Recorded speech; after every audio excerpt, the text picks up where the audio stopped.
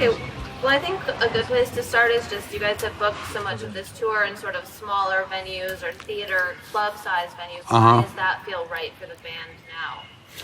Well, I think there's sort of this attitude of a hardcore Soundgarden fan that's kind of always been there. And I also think there's kind of an energy that happens in theaters that doesn't happen in arenas that kind of fits almost best for us. Like, we learned early on that we could handle a really big stage, inside, outside, and it was kind of great, and we were sort of suited for it. But on the other hand, our music is kind of dark, and there's a sort of dark intimacy that works really well in smaller places. And so it was kind of the decision to, like, let's take this tour and this new album out to places where it's not like a come one, come all sort of feeding frenzy, but focus on the hardcore fans that have been following us all this time. And so that's why we did it. And then having said that, it's a lot of young people in the audience, a lot. So, it's interesting. So now that you've completed a tour in this size of room, is that working, or will you go back to larger venues? At some point, we'll go back to larger venues, I think. Yeah, one thing that it does is if you play a theater like in the Wiltern here in Los Angeles, where this is 3 nights in a row. If you're a band on tour and you're like trying to make money, it makes much more sense to play one big place and then move on, and then you can do a lot more places. And for my money, it's more fun to do 3 nights in a smaller place. But at the end of the day, particularly as in a bad economy with costs don't get lower, even though the economy's bad, it's higher, and it's like you want to bring your show and your music to as many people as you can. So at some point, I think we'll open it up and play bigger places. Prior to these 3 shows, had you guys played the Wiltern before? I have personally. I don't think Soundgarden did. But I also have a really bad memory for that kind of thing. Like, I'm kind of in the moment, at least in that way. Performance on stage, in the moment, kind of doing that. There are places that kind of stand out, but to me, like, the last 25 years of touring is kind of a blur, and I remember things like, like a single instance, seeing somebody die in front of me, which happened once. They brought him back to life, so I can say it on TV. It's okay. It ended happily. It was okay. Things like that. But the Wiltern's a good example of a great theater for what we do. It sounds good. It's older. It feels like an event space to me. It feels like a space where you can come in and feel like you've seen a rock concert, not like you've been in a club, but it's not the Enormo Dome where everything's echoing and it's just really a sports arena and it's not made for performances or music, really. The Wiltern's great. When you're in that moment, how much does the space sort of dictate the kind of performance you're able to give? I'm not sure. I think it's the people. And I think that that's always going to be the case for me. I think like a beautiful environment or a crazy environment or, we played CBGB's 4 times. If you went into, there was no dressing room, and the men's room at least, it just had a toilet coming out of the wall with no toilet seat, nothing around it. And, we've gone from there to playing like lavish, beautiful, expensive, lush venues with amazing sound systems and legendary outdoor places like Red Rocks and Joe Robbie Stadium and everything in between. And none of that, Wembley, none of that is going to take precedence over what the feeling is from the audience and the faces that you see, because they're right there. And they're they're kind of reacting to you, and you're reacting to them, and that sort of emotional kind of reaction, and it sort of takes off on its own.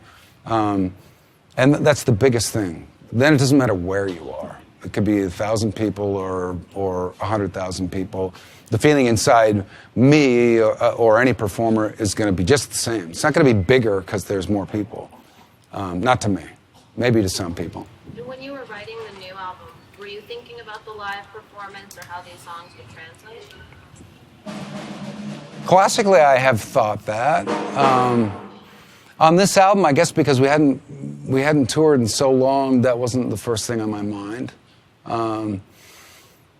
And I don't think that I really understood how different the new material is to previous albums until we started integrating it into the set list. And just even in the context of rehearsal, like, playing 5 new songs and then moving back to the older ones, it was like, wow, this is actually really different. This is, it's a bigger jump than I had ever thought about. And since then, obviously, I think about it, but there's been times in my career when I've thought, in terms of sitting and writing songs, like, God, it would be really helpful to the live show if we had something that felt like X. For the most part, though, we write songs kind of one song at a time, and it's based on the inspiration and the idea. We are the furthest that you can get from a band that's conceptually driven. I don't think we've ever had a meeting where we sat down and said, let's discuss the direction of the new album. What would we all like it to be? Never once have we done that. We have 4 guys, all with musical ideas that come in. We show each other those ideas, we start working on them, and then that's it. It's off to the races. So when it came time to make a set list for this tour, how did you create cohesion between those old songs and the new ones? It's kind of common sense, You're in a rehearsal room, you're playing them in a row, you're kind of, what the tempos are doing. We have like 12 or 14 different guitar tunings. That's always kind of something that happens. You don't want to be changing the guitar on every single song, so we try to put some of those in a group, that kind of thing. And then if that doesn't work, we will separate them, but I don't know if that's that challenging. And then you come out the first time with whatever that set list is and with those new songs integrated. And then over the course of a few nights, you learn more as you see people react to it. You were saying there were a lot of new or young fans in the crowd. A lot. What are they reacting to the most? I can't say that it's necessarily different. And I would compare it to myself as a young teenager. My hobby became, and my passion became, finding somewhat obscure records. Like as an early teen, I was not a fan of the Rolling Stones. I was not a fan of Led Zeppelin. I was not a fan of a lot of bands that I love now, because they were on the radio all the time. I heard it all. It wasn't special to me. Anyone could have it, and anyone could hear it. So I was more interested in obscure things that if I could sit and listen to and then play for my friends, and they would have never heard it before.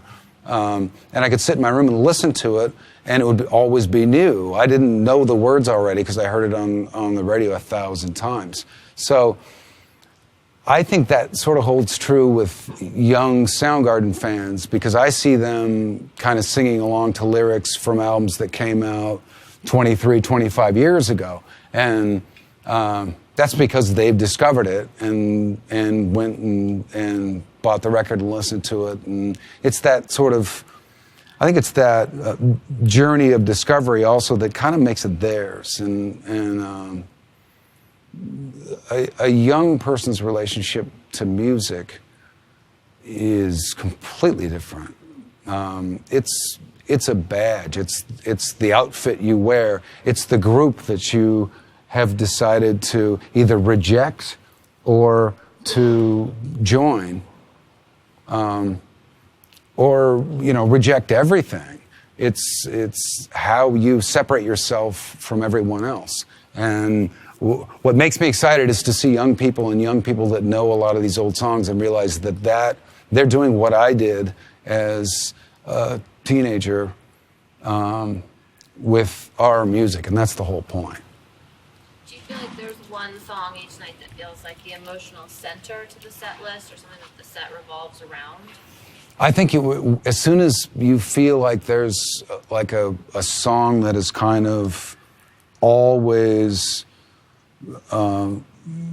coming across energetically and emotionally the same, then it changes. Like that sort of betrays you. Like you think you know what the songs do and what impact they have on the audience night after night, and you can count on that, and it's just not true. Not at least not for me. It's always evolving, and I also think, and Soundgarden is really very good at this. As we tour and as we play, songs evolve live. I don't know if it's just out of almost, I hate to say it, but it's out of boredom. If you played a song in front of an audience 30 times in a row, you start to approach it differently and you find new things about it. And oftentimes, my least favorite songs live become my favorite songs live because there was something about not loving to play it that bothered me. So I figured out some way to approach it that I did love, and then it changed. We put out an album, a live album, that is a bunch of songs taken from a West Coast tour that we did in 1996 called Live on I-5, and we had a truck out on the road recording it, analog to tape, and we had actually forgotten we had those tapes. We just discovered them, and having never heard them, it was amazing to listen to the live performances of all that stuff because I don't remember any of what we were doing to those songs. We were changing them kind of dramatically, and we don't play them like that now. And it's also exciting because all of the brand new songs, or even songs that we're playing now from our catalog that we actually have never really toured with, they're going through the live metamorphosis and changing every day and becoming something new and evolving. They're living things. And as they evolve, they don't sort of reach a finish line. They keep evolving. Seeing that you guys are a rock band that have been around for so long, how do you feel about the state of rock music now, and where do you see it going? I don't know. I mean, I think there's always rock music. I don't think anybody can really sit here and articulately tell you what rock music is and have that actually be true to everyone. And I also get into a lot of conversations with people about rock in terms of shouldn't it be the most successful musical genre, and I've never felt that. I've always felt like rock music is, to a degree, for the people that don't necessarily have a voice or aren't necessarily accepted or successful at other things in life as a young person. And it could be a family issue. It could be I'm not good at school. It could be I'm not good at sports. It could be this is how I want to identify with myself and my own feelings. It's a different thing. And that's not about mass production or mass appeal. It's not. I'm never going to sort of beat the punk rock Bible or the rock and roll Bible and say everyone in the world should like this more. I think rock is something that you fight for. It's kind of it's like a right and a privilege, and it's rocking because it's not like everything else. It's not what the Everly Brothers was when it was coming out of the TV. So, the more obscure it gets, the more likely people are going to find really good music to listen to.